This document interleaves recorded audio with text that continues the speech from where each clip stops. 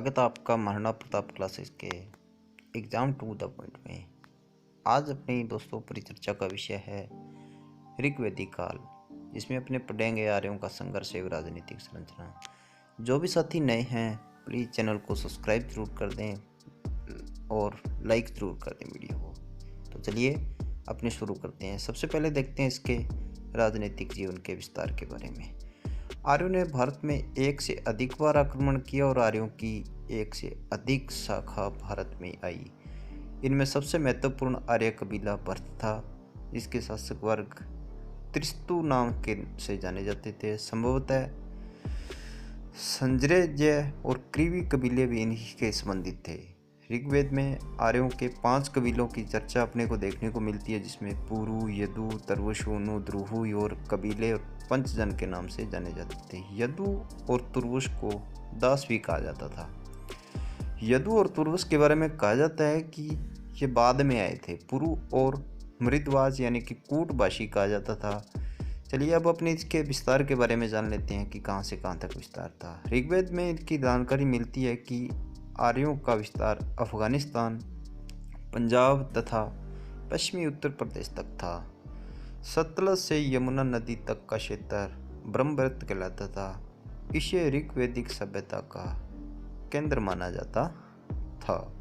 ऋग्वेद को आर्यों की पूर्वी सीमा हिमाचल और तिब्बत से तक, उत्तर में तुर्किस्तान जो कि वर्तमान में कजाकिस्तान, और पश्चिम में अफगानिस्तान तथा दक्षिण में अरावली तक फैली हुई थी।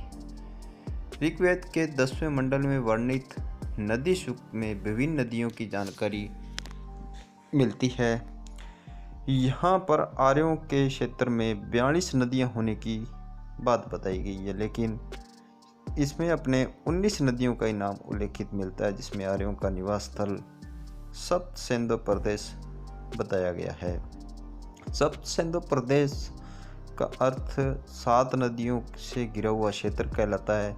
ये नदियाँ सिंधु, सरस्वती, स्तद्री जो वर्तमान में सतलज, विपाशा जिसको वर्तमान में व्यास कहा जाता है, पुरुषणी को रावी, विस्तता को झेलम और अश्कनी को चिनाब नदी कहा जाता है। गंगा व यमुना के दोआब क्षेत्र उसके सीमवर्ती क्षेत्रों पर आर्यों ने कब्जा कर लिया, जिसे ब्रह्म ऋषि देशद कहा। इस प्रकार हिमालय तथा विंध्य के क्षेत्र पर कब्जा करने के बाद इसे मध्य देश कहा गया था।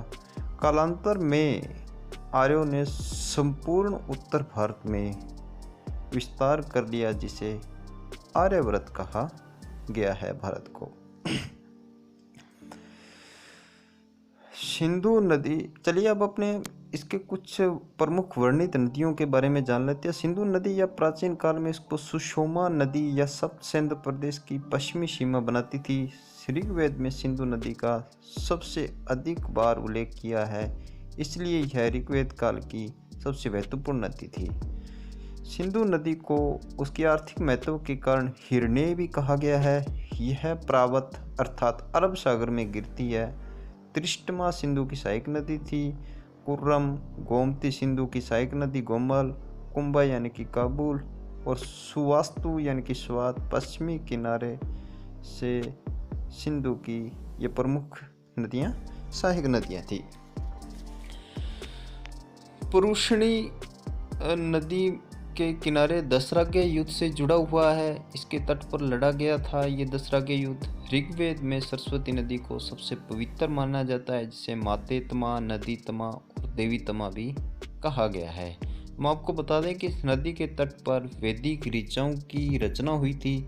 यह नदी अपने मार्ग में कहीं कहीं अदृश्य हो जाती है। पंचविश और जैमिनीय उपनिषद में इस नदी को लुप्त होने के स्थान पर विंशन बताया गया है। द्वसदती नदी यह सिंधु समूह की नदी नहीं थी, यह ब्रह्मवृत्त का पूर्वी और दक्षिणी किनारा थी। अपाया द्विदशी एवं सरस्वती नदी के बीच बहती थी। ऋग्वेद में गंगा नदी का 1 बार उल्लेख, यमुना नदी का 3 बार उल्लेख किया गया है। हम आपको बता दें कि नदियों के अलावा ऋग्वेद में 4 समूहों का भी उल्लेख देखने को मिलते हैं। 4 समूह वो निम्न प्रकार से हैं। अपर जो कि अरब सागर को कहा गया है, पूर्व और सरस्वत और शरण्यावत कहा गया है। ऋग्वेद में अनेक स्थलों पर पर्वतों का भी जिक्र हुआ है। यह हिमालय पर्वत के संदर्भ में हिमवत हिमवत शब्द का प्रयोग किया गया है, परंतु आर्य विंध्याचल और सतपुड़ा से परिचित नहीं थे। पर्वत की अन्य चोटियां में मूंजवत, शिलामत, अर्जिक और सुषोम आदि की चर्चा देखने को मिलती है। ऋग्वेद में उल्लेख है कि मूंजवत पर्वत से सोम आता है। संभवतः हिंदू कुश पर्वत के इस शब्द का प्रयोग किया गया है। हम आपको बता दें कि इसके अलावा ऋग्वेदिक काल में मरुस्थल का भी आर्यों को ज्ञान था। उन्होंने मरुस्थल को धन्व प्रदेश का प्रयोग करके शब्द का प्रयोग किया है। आर्य शब्द, अब देख लेते हैं इनके कुछ संघर्षों के बारे में। तो आर्य शब्द जाति का नहीं बल्कि एक भाषाई समूह वंजक है।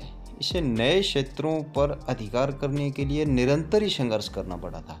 यह संघर्ष दो प्रकार का था। एक तो स्वयं आर्यों के साथ कबीलों के संघर्ष और दूसरा दस्यु यानी कि दासियों से संघर्ष करना पड़ता था। ऋग्वेद में अनेक कबीलों की चर्चा मिलती है, जिसमें भरत यानी कि ब्रह्मवर्त क्षेत्र, मत्स्य यानी कि भरतपुर का क्षेत्र, अनु और तुर्द्रुव पंजाब का क्षेत्र, तुर्वश जो कि दक्षिणी पूर्वी क्षेत्र था, और यदु पश्चिमी क्षेत्र था, और पुरु जो कि सरस्वती नदी के आसपास का क्षेत्र था वो पुरु कहलाता था। इनसे इनकी चर्चा मिलने को देखने मिलती है। इन कबीलों के मध्य ज़्यादा क्षेत्र और अधिक प्रतिष्ठा हासिल करने के लिए संघर्ष होता रहता था। सबसे अधिक आर्य कबीलों का संघर्ष अगर अपने देखें तो 10 तरह के युद्ध इसका एक उदाहरण है, जो कि पुरुषणी यानी कि रावी नदी के तट पर हुआ था। इसका कारण सिर्फ भरतजन कबीले को विश्वामित्र का सहयोग प्राप्त था। इसी सहयोग के बल पर उसने व्यास और स्तुद्री को जीतना चाहा, परंतु शीघ्र ही भरतनों ने वशिष्ठ को अपना गुरु मान लिया। अतः क्रुद्ध होकर विश्वामित्र ने भरतजन का विरोधियों को समर्थन दे दिया। 10 तरह के युद्ध भरत कबीले सुदास और 5 आर्यव्रत और 5 अनार्यव्रत के बीच लड़ा गया था। 5 आर्यव्रत जो कबीले थे उसमें से परु, यदु, तुर्वश और दुद्रुहु और अनु एवं 5 अनार्य कबीले अकीन, पक्कत, भलानश और विषाणी व शिवी थे। इन 10 कबीलों ने पुरुषणी यानी कि रावी नदी को मोड़ने का प्रयास किया था, जिसके कारण यह युद्ध हुआ। हम आपको बता दें कि इस युद्ध में भरत कबीले के राजा सुदास की विजय हुई थी, इसलिए इसे दशहरा का युद्ध कहा जाता है। आर्यों का संघर्ष दास, दस्यु अथवा पणी नामक अनार्यों से भी होता था। दस्यु को अनास यानी कि चपटी नाग वाला, अकर्मण यानी कि वैदिक कर्मों में विश्वास न रखने वाला, अयजवन यानी कि यज्ञ न करने वाला, अदेवियु यानी कि वैदिक देवताओं में विश्वास न करने वाला आदि को भी कहा गया है। पुरु नामक कबीला त्रास दस्यु के नाम से भी जाना जाता था। पणी नामक दास आर्यों को पशु चुराने वाला बताया गया है। आर्यों की विजयों के प्रमुख कारण घोड़े चालित रथ, कांसे के अच्छे उपकरण और कवच यानी कि वर्मन थे। आर्य संभवतः विशिष्ट प्रकार के दुर्ग का भी प्रयोग करते थे, जिसे पुर कहा जाता था। साथ ही वे धनुष बाण का भी प्रयोग किया करते थे, इसलिए उनसे जीत जाया करते थे। ऋग्वैदिक काल की राजनीतिक और प्रशासनिक संरचना अपने देखें तो ऋग्वैदिक कालिक समाज कबीलाई व्यवस्था पर आधारित था। यह राज्य क्षेत्र पर आधारित न होकर जन पर आधारित था। इन रक्त संबंधों के आधार पर कुटुंब, कुल, परिवार संगठित होते थे। इनका प्रधान कुल यानी कि कुलपति था। इस समय कुल या कुटुंबकम प्रशासन की सबसे छोटी इकाई थी। विभिन्न कुलों से एक ग्राम बनता था। ग्राम का प्रधान ग्रामीणी होता था। ऋग्वेद में ग्राम शब्द का उल्लेख 13 बार हुआ है। ग्राम शब्द का उल्लेख है जो कि 13 बार हुआ है। अनेक ग्रामों को मिलकर विश्व बनाता था। इसका प्रधान विश्वपति होता था। ऋग्वेद में विश्व का उल्लेख 170 बार हुआ है। अनेक विषयों का समूह जन या कबीला कहलाता था, जिसके उल्लेख ऋग्वेद में 275 बार हुए। कबीलों का शासन उसके प्रधान तथा प्रधानों के द्वारा किया जाता था, जो राजा कहलाता था। राजा को जनस्य या गोपथ कहा जाता था। इसके अलावा राजा विषामपति, गोप्ता, गोपति आदि उपाधियां धारण करता था। ये राजा की उपाधियां थी। कबीले के लोग स्वेच्छा से राजा को एक कर देते थे, जिस कर को बलि कर कहा जाता था। ऋग्वेद काल में प्रशासन का लोकप्रिय स्वतंत्र राजतंत्रात्मक था। साथ ही कुछ गैर राजतंत्रात्मक राज्य भी थे, जिसे गण कहा जाता था। इनके प्रमुख ज्येष्ठ और गणपति होता था। ऋग्वेद में गण शब्द का प्रयोग 46 बार देखने को मिलता है। इस प्रकार ऋग्वेद में से ही अपने कह सकते हैं कि गणतंत्रात्मक प्रारंभिक उल्लेख देखने को मिलता है। राजा के मुख्य रूप से दो ही कर्तव्य थे। पहला युद्ध में कबीलों का नेतृत्व करना और दूसरा अपने ही कबीलों की रक्षा करना। राजा का पद युद्ध की आवश्यकताओं के लिए अनुकूल था। वह दैवीय प्रतिनिधि था तथा न ही उसके कोई धार्मिक कृत्य थे। इस काल में विश्व समिति में एकत्रित होकर राजा का चुनाव करते थे, किंतु राजा का पद वंशानुगत था। राजा का चुनाव मात्र औपचारिकता ही होती थी, किंतु यह बात का सूचक भी है कि उत्तराधिकारी के निर्णय में जनमत की भी भूमिका अहम होती थी। इस समय राजा कुछ कबीलीय संस्थाएं अस्तित्व में थी, जैसे सभा, समिति, विदत और गण। अथर्ववेद के अनुसार सभा और समिति प्रजापति की दो पुत्रियां थी। सभा तथा समिति को सलाह देने वाली संस्था श्रेष्ठ एवं संभार्थ लोगों की संस्था थी। सभा के सदस्यों को सुबह से सुजात कहा जाता था। समिति राज्य का निर्वाचन करती थी एवं सामान्य जनता का प्रतिनिधित्व करती थी। समिति का जो अध्यक्ष होता था उसको ईशान कहा जाता था। ये एक बार क्वेश्चन पूछा गया है दोस्तों कि समिति के अध्यक्ष को क्या कहा जाता था, तो ईशान कहा जाता था, इसलिए मैं आपको याद करा रहा हूँ।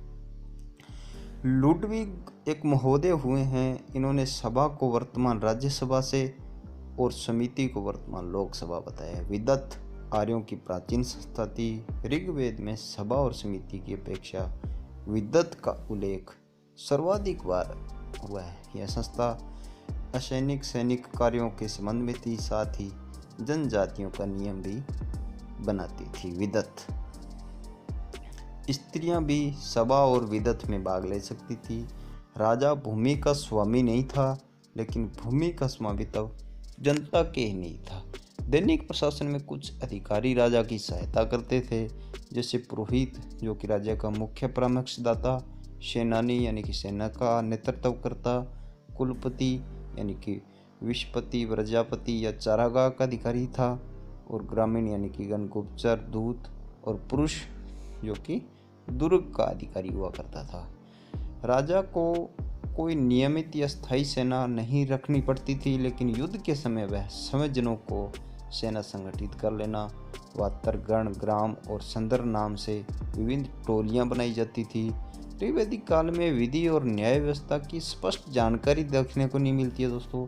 न्याय वितरण का कार्य संभवतः पुरोहित को ही सहायता में राजा ही करता था। इस काल में चोरी, सेंधमारी, डकैती और पशु अपहरण प्रमुख अपराध माने जाते थे। कुल मिलाकर इस काल में कबायली ढंग का शासन नहीं था, सैनिक तत्व प्रबल था, नागरिक तथा प्रादेशिक शासन जम नहीं पा रहा था। लोग निरंतर एक स्थान से दूसरे स्थान पर बदलते रहते थे, इसलिए यह स्थायी जीवन की शुरुआत अभी नहीं हुई थी।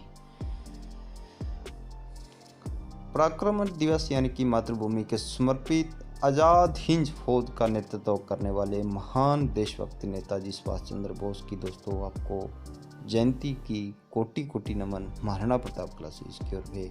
और पूरा वीडियो देखने के लिए आपका बहुत बहुत धन्यवाद। अगर आप इस चैनल पर नए हो तो चैनल को सब्सक्राइब जरूर कर लीजिएगा, बेल आइकन को प्रेस करके और नोटिफिकेशन ऑल कर लीजिएगा। खुश रहिए, स्वस्थ रहिए। जय हिंद, जय भारत।